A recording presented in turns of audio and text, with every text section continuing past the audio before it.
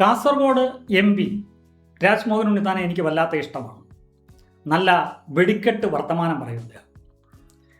അത് രാഷ്ട്രീയത്തിലായാലും സിനിമയിലായാലും എതിരാളികളെക്കുറിച്ചായാലും സ്വന്തം പാർട്ടിക്കാരെക്കുറിച്ചായാലും അദ്ദേഹം പറയും. അതാണ് ഉണ്ണിത്താൻ്റെ ഒരു സ്റ്റൈൽ. അങ്ങനെ ഇഷ്ടമാണെന്ന് കരുതി ഉണ്ണിത്താൻ പറയുന്നതെല്ലാം തൊണ്ട നനയാതെ വിഴുങ്ങാൻ എനിക്ക് കഴിയില്ല. കഴിഞ്ഞ ദിവസം ഉണ്ണിത്താൻ പറഞ്ഞ ഒരു ഡയലോഗ് കേട്ടപ്പോൾ എനിക്ക് സത്യത്തിൽ ചിരിയാണ് വന്നത്. വന്ദേമാതരമായിരുന്നു വിഷയം.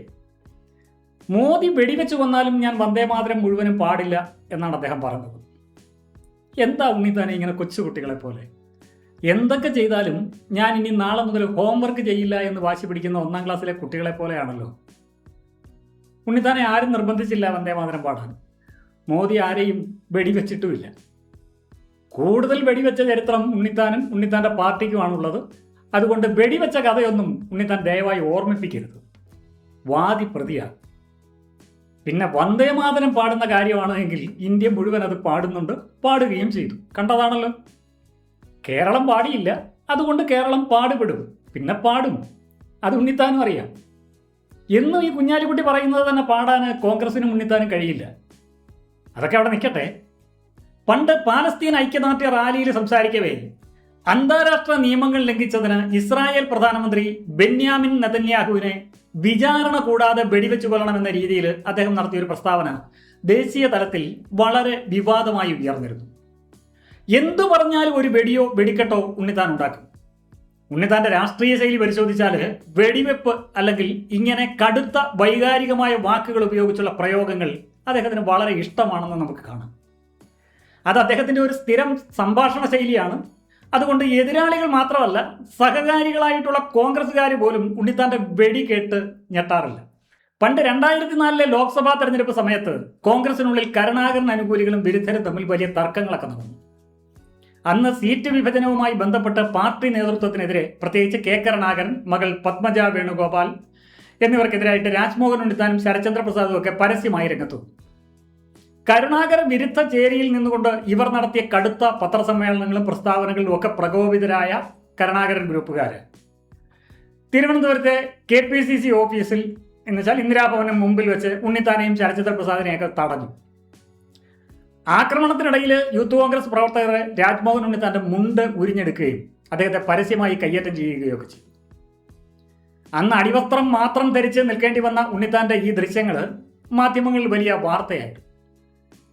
ഈ അച്ചടക്ക ലംഘനങ്ങളെയും പരസ്യ പ്രതികരണങ്ങളുടെയൊക്കെ അടിസ്ഥാനത്തിൽ 2004 കോൺഗ്രസ് പാർട്ടി അദ്ദേഹത്തെ പാർട്ടിയിൽ നിന്ന് സസ്പെൻഡ് ചെയ്തു. അന്ന് വെടികിട്ടി ഉണ്ണിത്താൻ. കുപ്രസിദ്ധമായ ആ സംഭവം മുണ്ടുരിയൽ അല്ലെങ്കിൽ മുണ്ടു പറിക്കൽ വെടിക്കെട്ടായിട്ടാണ് പിന്നീട് ചരിത്രത്തിൽ അറിയപ്പെടുന്നത്. വർഷങ്ങൾക്ക് ശേഷം 2014 ഈ മുണ്ടുരിയൽ കേസിൽ പ്രതികളായിട്ടുള്ള കോൺഗ്രസ് പ്രവർത്തകരെയൊക്കെ കോടതി വെറുതെ വിട്ടു. അടുത്തത് കോൺഗ്രസ് നേതാവ് K മുരളീധരനുമായി ഉണ്ടായ പരസ്യമായ വാക്പോരിനെ തുടർന്ന് ഉണ്ണിത്താന് KPCC വക്താവ് സ്ഥാനം രാജിവെക്കേണ്ടി വന്ന സംഭവമാണ് മറ്റൊരു വെടിക്കെട്ട്. ഈ തർക്കത്തിന് പിന്നാലെ കൊല്ലം DCC ഓഫീസിലെ പാർട്ടി സ്ഥാപക ദിനത്തിൽ അതിൽ പങ്കെടുക്കാൻ വേണ്ടി എത്തിയ ഉണ്ണിത്താൻ്റെ കാറ് മുരളീധരൻ അനുകൂലികളായ കോൺഗ്രസ് പ്രവർത്തകർ തല്ലി തകർക്കുകയും അദ്ദേഹത്തിന് നേരെ ചീമൊട്ട എറിയുകയും ചെയ്തു. അതൊരു ചെറിയ വെടി. ഒരു ചാനൽ ചർച്ചയ്ക്കിടയ്ക്ക് ഹിന്ദു ഐക്യവേദിയുടെ നേതാവ് KP ശശികലയെ വിഷകല എന്ന് വിളിച്ചതുമായി ബന്ധപ്പെട്ട് വലിയ വിവാദമൊക്കെ ഉണ്ടായി. ശശികല നൽകിയ ക്രിമിനൽ അപകീർത്തി കേസിൽ ഏറെക്കാലം നിയമ പോരാട്ടം നടത്തേണ്ടി വന്ന ഉണ്ണിത്താനെ അവസാനം ചേർത്തല മജിസ്ട്രേറ്റ് കോടതി കുറ്റവിമുക്തനാക്കി.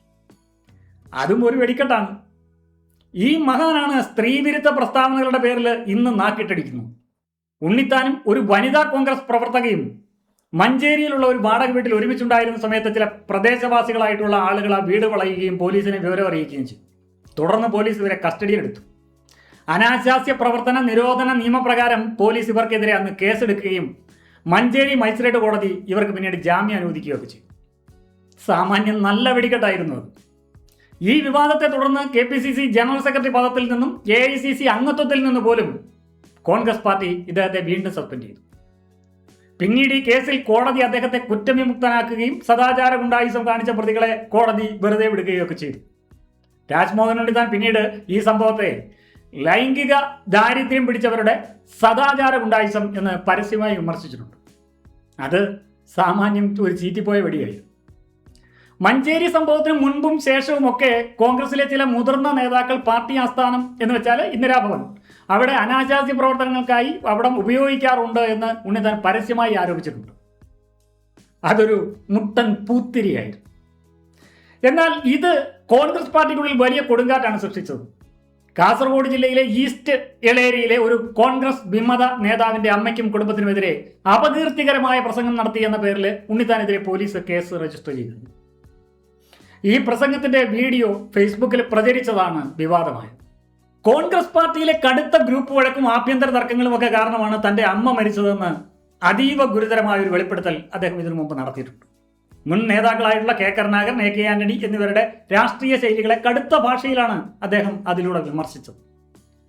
ഈ കോൺഗ്രസ് പാർട്ടിയിൽ നിന്ന് ഇതുപോലെ വെടിക്കെട്ട് നടത്തി പുറത്തിരിക്കേണ്ട സാഹചര്യത്തിലെല്ലാം ഉണ്ണിത്താൻ വെറുതെ ഇരുന്നില്ല. ആ സമയം വിശ്രമവേളകൾ ആനന്ദകരമാക്കാൻ വേണ്ടി ഉണ്ണിത്താൻ സിനിമ അഭിനയം തുടങ്ങി. രാഷ്ട്രീയത്തിലെ പോലെ സിനിമയിലും കസറിയ ഉണ്ണിത്താന്റെ വില്ലൻ വേഷങ്ങളൊക്കെ മലയാള സിനിമയിലെ പൊന്തൂവലുകളാണ്. ചുരുക്കത്തിൽ ആളുകളുടെ ശ്രദ്ധ പിടിച്ചു പറ്റാനും തന്റെ നിലപാടുകൾ എവിടെയായാലും പറയാനും അതിലൂടെ സ്വന്തം മൈലേജ് വർദ്ധിപ്പിക്കാനും ഒക്കെ ഉണ്ണിത്താൻ വളരെ മിടുക്കനാണ്. വെടിയും വെടിക്കെട്ടും ഉണ്ണിത്താന്റെ ഒരു സുപ്രധാന രാഷ്ട്രീയ ആയുധമാണ്. അങ്ങനെയാണ് അവസാനം മോദി വെടിവെച്ചാലും വന്ദേമാതരം മുഴുവനും പാടില്ല എന്ന് ഉണ്ണിത്താന് പറയേണ്ടി വന്നത്, അല്ലെങ്കിൽ വെല്ലുവിളിക്കുന്നത്. ഈ പ്രസ്താവന നടത്തിയ അഭിമുഖത്തിൽ ഉണ്ണിത്താൻ ചില കാര്യങ്ങൾ കൂടി പറയുന്നുണ്ട്. അത് നമുക്കൊന്ന് കേൾക്കാം. അപ്പോൾ ഇന്ത്യയുടെ രാഷ്ട്രപതിയായ മഹാത്മാഗാന്ധിയെ വെടിവെച്ചു കൊന്ന നഥുറാം വിനായക് ഗോഡ്സെയും നാരായണ ആപ്തെയും അതിന് കാർമ്മികത്വം വഹിച്ച വീര സവർക്കറെയൊക്കെ വാഴ്ത്തുന്ന നടപടിയാണ് കഴിഞ്ഞ കുറേ കാലമായി. കേട്ടല്ലോ, തുടക്കത്തിൽ തന്നെ ആവേശം കൊണ്ട് ഉണ്ണിത്താന്റെ കയ്യിൽ നിന്ന് പോയി. രാഷ്ട്രപതി അല്ല ഉണ്ണിത്താനെ, രാഷ്ട്രപിതാവ്. നാക്കുളുക്കിയതാണെന്നും സ്ക്രിപ്റ്റ് തെറ്റിയതാണെന്നും ഒക്കെ നമുക്ക് മനസ്സിലായി, സാരമില്ല. എന്നാൽ ഗാന്ധിയെ വെടിവെച്ച് കൊന്ന പ്രതികളുടെ പേര് പറഞ്ഞപ്പോൾ അതിൽ സവർക്കറുടെ പേര് ഉൾപ്പെടുത്തിയാണ് ഉണ്ണിത്താൻ പറഞ്ഞപ്പോൾ നിങ്ങളൊരു കാര്യം ശ്രദ്ധിച്ചോ? നന്നായിട്ട് ശ്വാസമൊക്കെ പിടിച്ച് വളരെ ബഹുമാനത്തോടെ വീർ സവർക്കർ എന്ന് തന്നെയാണ് ഉണ്ണിത്താൻ പറഞ്ഞത്. കോൺഗ്രസിന് അല്ലെങ്കിലും വീർ സവർക്കറോട് നല്ല ബഹുമാനമാണ്. പഴയ കോൺഗ്രസ്സുകാരെല്ലാം സവർക്കറെ വീര സവർക്കർ എന്ന് വിളിച്ച് ആദരിച്ചാണ് പറയുന്നത്. പിന്നെ കേരളത്തിലും കാസർഗോഡ് ചില പ്രദേശങ്ങളിലൊക്കെ സവർക്കറെ 10 പറഞ്ഞ് കുറ്റപ്പെടുത്താതെ കടന്നു പോകാൻ കഴിയില്ല. അതാണ് ഉണ്ണിത്താന്റെ ഒരു വെടി വഴിപാട്. ബാക്കി കൂടി നമുക്കൊന്ന് കേൾക്കാം. വടക്കേ ഇന്ത്യൻ സംസ്ഥാനങ്ങൾ പല സ്ഥലത്തും ഇന്ത്യയുടെ രാഷ്ട്രപിതാവായ മഹാത്മാഗാന്ധിയെ അപമാനിക്കുന്ന, അവഹേളിക്കുന്ന, അപകീർത്തിപ്പെടുത്തുന്ന ഒരുപാട് പരാമർശങ്ങൾ വന്നിട്ടുണ്ട്. ഉദാഹരണത്തിന് ഗുജറാത്തിൽ നടന്ന ഒരു ചോദ്യക്കടലാസിനകത്ത് മഹാത്മാഗാന്ധി എന്തിനാണ് ആത്മഹത്യ ചെയ്തതെന്നാണ് ഒരു ചോദ്യം. ഇവിടെയാണ് കുഴപ്പം ഉണ്ണിത്താനെ. സത്യത്തിൽ ഉണ്ണിത്താൻ പറഞ്ഞ ചോദ്യം അങ്ങനെയല്ല. ചോദ്യം തന്നെ തെറ്റിച്ചാൽ ഉത്തരം എങ്ങനെയാണ് ശരിയാകുന്നത്? ഉണ്ണിത്താന് ചോദ്യം മനസ്സിലായില്ല എങ്കിൽ അത് ഞാൻ വ്യക്തമായി പറഞ്ഞുതരാം. ഉണ്ണിത്താന് ഗുജറാത്തി വലിയ പിടിയില്ല അല്ലേ? ആ ചോദ്യം ഗുജറാത്തി ഭാഷയിൽ ഗാന്ധിജി ആത്മഹത്യ ചെയ്യാൻ വേണ്ടി എന്താണ് ചെയ്തത് എന്നാണ് ചോദ്യം. ഇനി അത് ഇംഗ്ലീഷിൽ പറയുകയാണെങ്കിൽ how did Gandhi commit suicide, ഇതായിരുന്നു ചോദ്യം. ഗാന്ധിജിയുടെ ആത്മകഥയായ എൻ്റെ സത്യാന്വേഷണ പരീക്ഷണ കഥയിൽ മൈ എക്സ്പെരിമെന്റ്സ് വിത്ത് ട്രൂത്ത്, അതിൽ അദ്ദേഹം കുട്ടിക്കാലത്ത് ഇറച്ചി കഴിച്ചതിലും പുകവലിച്ചതിലുമൊക്കെ കുറ്റബോധം തോന്നിയിട്ട് ആത്മഹത്യ ചെയ്യാൻ ആലോചിച്ച ഒരു സന്ദർഭത്തെക്കുറിച്ച് വിവരിക്കുന്നുണ്ട്. ഗുജറാത്ത് സംസ്ഥാന പാഠപുസ്തക ബോർഡിന്റെ 9ാം ക്ലാസ്സിലെ സിലബസിലും ഈ ഭാഗമുണ്ട്.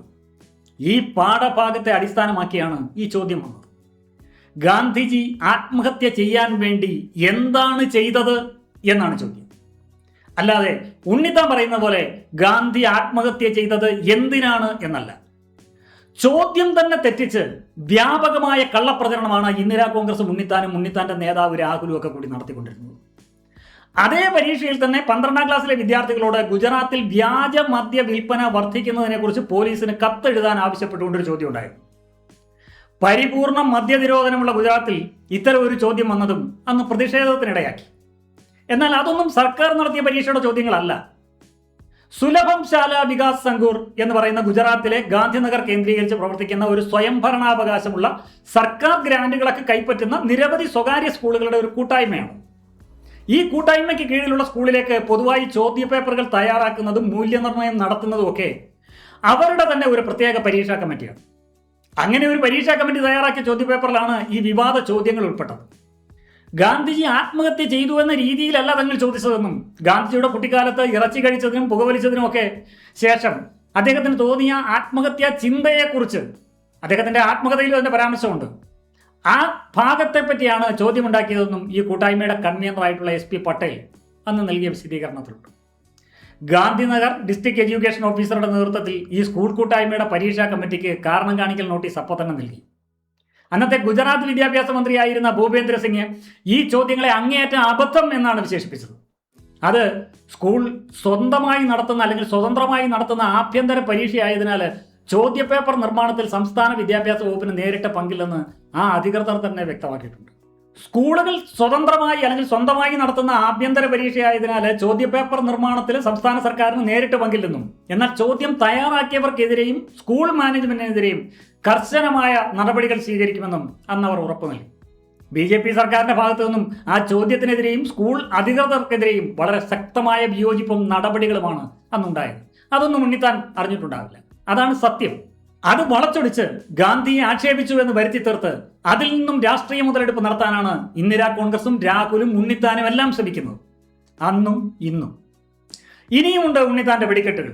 അതുകൂടി നമുക്കൊന്ന് കേൾക്കാം. 1857 ഒന്നാം സ്വാതന്ത്ര്യ സമരം ശിപായി ലഹള എന്ന പേരിലാണ് അറിയപ്പെടുന്നത്. പക്ഷേ 1915 പ്രവാസി ജീവിതം എന്നേക്കുമായി അവസാനിപ്പിച്ച് മഹാത്മാഗാന്ധി ഇന്ത്യയിലേക്ക് മടങ്ങി വന്നത് ജനുവരി മാസം 9-ാം തീയതിയാണ്. അതിനുശേഷം അദ്ദേഹത്തിൻ്റെ രാഷ്ട്രീയ ഗുരുവായ ഗോപാലകൃഷ്ണ ഗോഖലയെ പോയി കാണുകയും അതിനുശേഷം അദ്ദേഹം ഗോപാലകൃഷ്ണ ഗോഖലയുടെ ഉപദേശപ്രകാരം ഇന്ത്യ മൊത്തം സഞ്ചരിക്കുകയും അദ്ദേഹം സ്വാതന്ത്ര്യ സമരത്തിന് നേതൃത്വം കൊടുക്കുകയും ചെയ്തു. അപ്പോൾ 1915 മഹാത്മാഗാന്ധി മടങ്ങി വന്നതിന് ശേഷം ഏറ്റവും കൂടുതൽ കാലം ജയിലിൽ കിടന്നിട്ടുള്ളത് മഹാത്മാഗാന്ധിയാണ്. രണ്ടാമതായി മഹാത്മാഗാന്ധിയെ കൂടാതെ ഏറ്റവും കൂടുതൽ ജയിൽ ശിക്ഷ അനുഭവിച്ചിട്ടുള്ളത് ശ്രീ ജവഹർലാൽ നെഹ്റുവാണ്. അതൊക്കെ ശരിയാണ്. 1857 ഇന്ത്യയുടെ ഒന്നാം സ്വാതന്ത്ര്യ സമരം നടന്നത്. അതുപോലെ ഒരു സമരം പിന്നീട് ഇന്ത്യയിൽ നടന്നിട്ടുമില്ല. ആ സമരം നടന്ന കാലത്ത് കോൺഗ്രസ് എന്ന സംഘടന ഇല്ല. അതുകൂടി ഉണ്ണിത്താൻ പറയണം.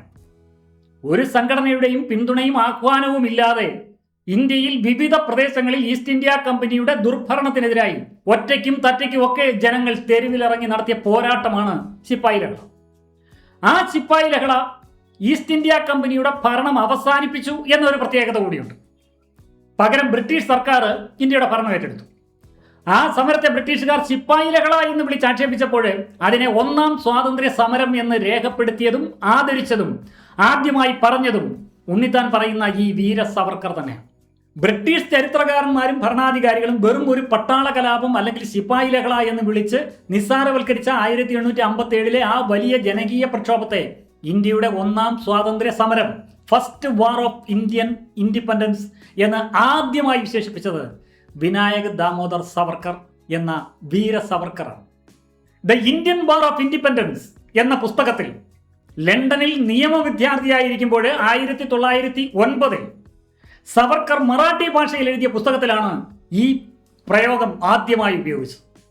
ഇത് കേവലം ശമ്പളത്തിനോ പശുവിൻ്റെ കൊഴുപ്പടങ്ങിയ തോട്ടകൾക്കോ വേണ്ടി ഏതാനും പട്ടാളക്കാർ നടത്തിയ ഒരു ലഹളയല്ല, മറിച്ച് വിദേശ ഭരണത്തിൽ നിന്നും ഇന്ത്യയെ മോചിപ്പിക്കാൻ രാജാക്കന്മാരും സാധാരണ ജനങ്ങളും പട്ടാളക്കാരും എല്ലാം കൂടെ ഒത്തുചേർന്ന് ആസൂത്രണം ചെയ്ത് നടത്തിയ ആദ്യത്തെ വലിയ ദേശീയ വിപ്ലവമാണെന്ന് അദ്ദേഹം ആ പുസ്തകത്തിലൂടെ വാദിച്ചു.